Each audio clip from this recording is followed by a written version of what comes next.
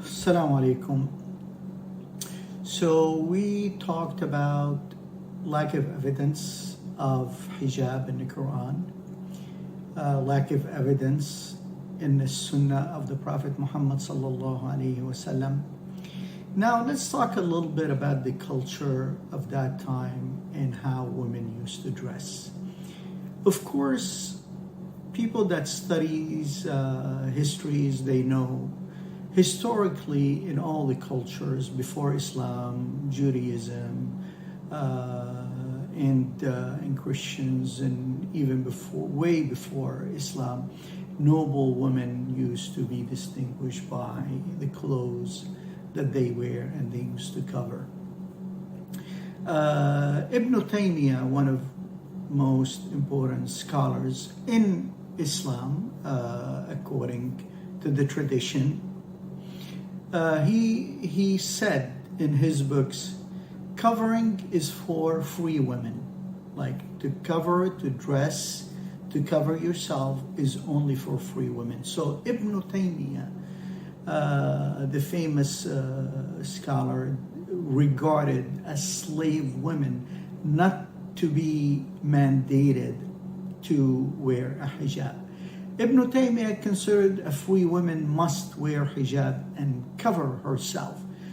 But Ibn Taymiyyah regarded a slave woman not mandated to wear hijab. So according to Ibn Taymiyyah and according to many of the scholars like him, in his time and now modern time, if you go to Salafi scholars and some of the scholars throughout the Muslim world right now, they do consider a slave woman can perform prayers without covering her breast, hair, face, or head.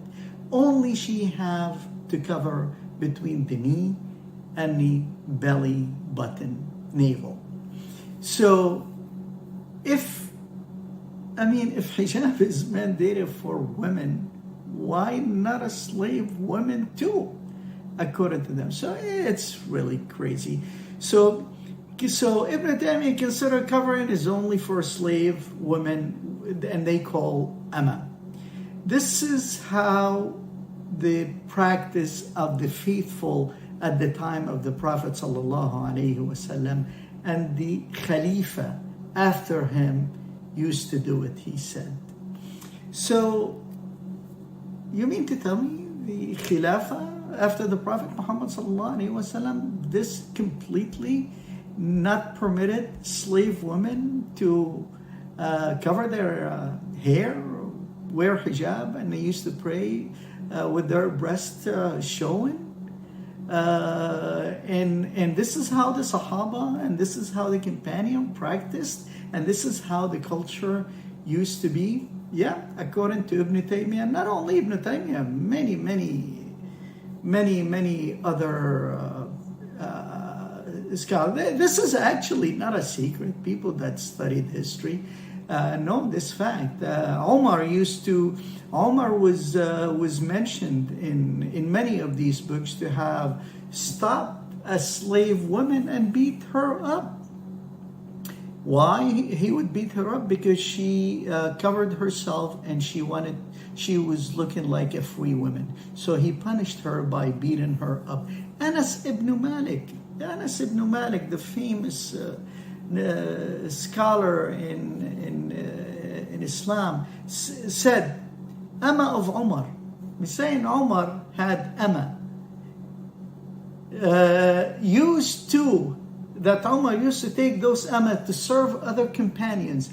The slave women that Umar ibn Khattab had, they used to serve other companions without any cover of their hair or breast. Umar ibn Khattab, the Khalifa, look, brothers, this is not my words. This is Anas ibn Malik was quoted in many of the books of tradition to have seen that.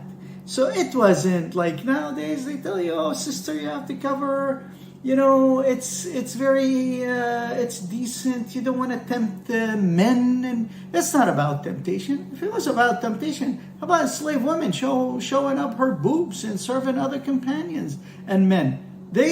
So it's not about decency. It's about domination.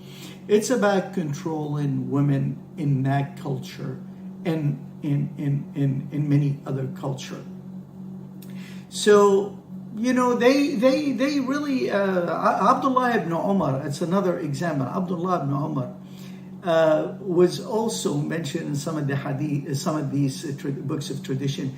He used to go to the market to buy an amma.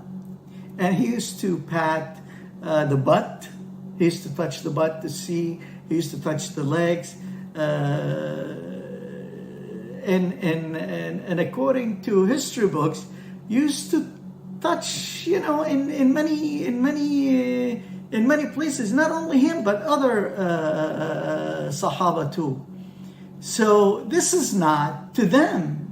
To us right now, it's weird. It's strange. You buying. Yeah, they used to buy a slave woman. A slave woman had absolutely no right. And even they converted to Islam and perform prayer. They used to perform prayer with their breasts showing and no cover over the head.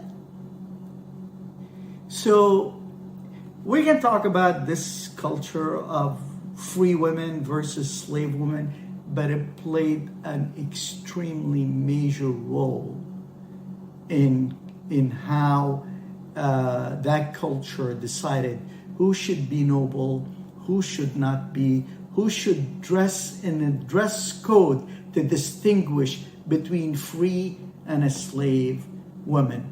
So I would leave it at that concerning the culture, and you have to go and do a lot of research on your own, sister.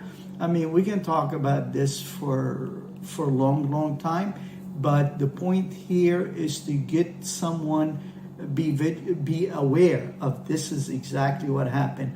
Umar ibn al-Khattab, Anas ibn Malik, Ibn Taymiyyah, all that culture at that time, this is how it used to be.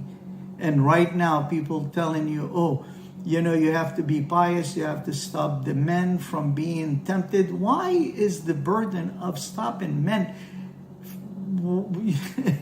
falling apart is on the women? Why? This is how it is with the Islamic fiqh, with the jurisprudence, with the male scholars. They put so much burden and they attacked women in unprecedented manner in these books. They went to the extent to say, falsely attributed to the Prophet Muhammad, that most people in hellfire will be women. Don't believe that stuff. This is just nonsense. We will continue next time and we will explore the political agenda behind the hijab. Thank you. Assalamu alaikum.